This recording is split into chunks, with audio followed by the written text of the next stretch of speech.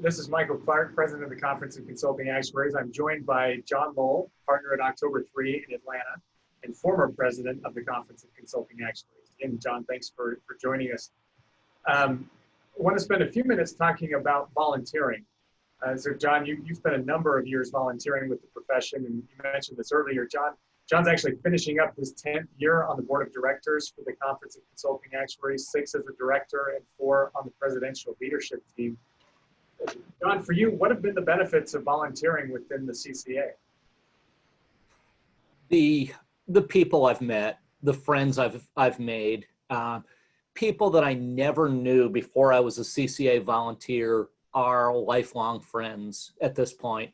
People who are welcome in my home, people where I feel like I would be welcome in theirs, people that my wife has gotten to know, people where I've gotten to know excuse me, their spouses or significant others, the staff that I've worked with, a bunch of really wonderful people who also have become lifelong friends, the networking. It's all been worth the efforts that I've made. And I expect you would say the same thing. You know, when we move into a presidential track role in the CCA, it's a fairly significant time commitment. Looking back on it, there were moments that I hated, but I don't regret having done a minute of it. And the single biggest reason are the people I've met and the people I know as a result of it. Let me dwell on that for a couple of minutes. How has that actually helped you professionally? Obviously, there's the external building relationships and friendships that, like you mentioned, are going to be lifelong at this point. But how has that actually helped you from a professional standpoint? Well, when I got into this career, you know, I started as a pension actuary 35 years ago. I thought I was going to be doing actuarial valuations or supervising them on, excuse me, defined benefit pension plans for the rest of my life. I thought that was the key to my world, and that defined benefit plans were going to be growing because in 1985, it still was a growth industry. And that was what I was going to be doing. You know, little did I realize I was wrong.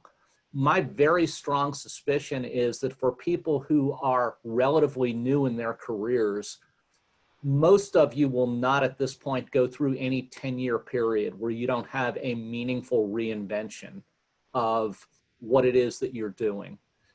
Whatever it is that you were doing will either decrease in popularity or completely change in the way it's designed, the way employees view it, the way employers view it, the revenue model for it, or something like that. You are going to have to reinvent yourself.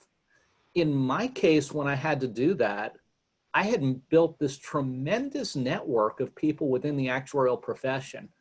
And there wasn't always just one I could turn to. I always felt like I had several dozen that I could turn to.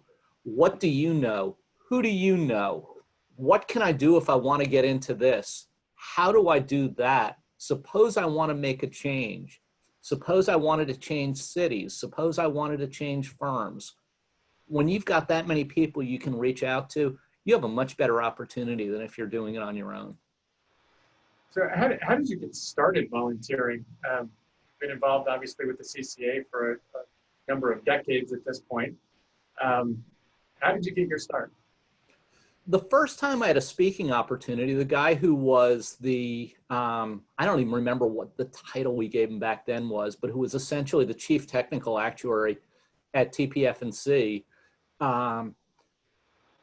reached out to what were called the senior actuaries, which were kind of the technical leaders at the time in each office, and said, we'd like to send some speakers to the EA meeting. Do you have anybody who would do it?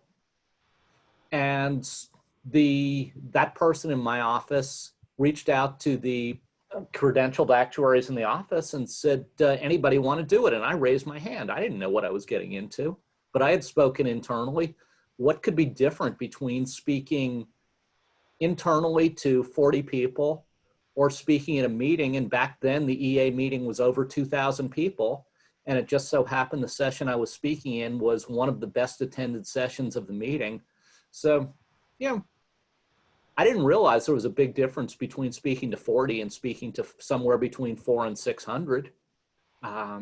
When I saw the crowd out in the room, I became sort of petrified, but I had nothing else to do, so I just spoke. You know, my next major progression was becoming part of the EA meeting program committee. And that happened because a friend of mine, who happened to be at the time my bridge partner, had been on that committee, and he was looking at getting out of the profession. And there was always going to be somebody, at least back then, from Towers Perrin on the committee. So they asked him who should replace you, and he recommended me. So that's how I got my start there.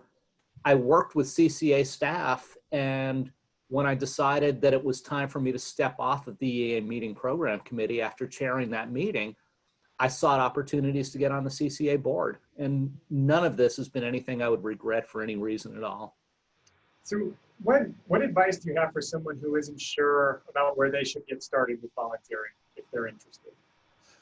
Well, I'm going to push for the CCA, and I should know the answer to this, but I don't. But somewhere on the CCA website, and there are staff members who can tell you, there is a volunteer matrix that essentially says, if you are interested in this, here is something for you.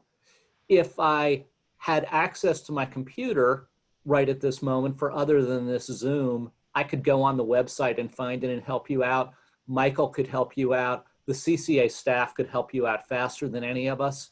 Find somebody that you know, though, who is already a volunteer. Tell them what you're interested in, and they will find you an opportunity. We've got a small staff. We are, to a very large extent, a volunteer-driven organization. If you're interested in volunteering, we have a place for you.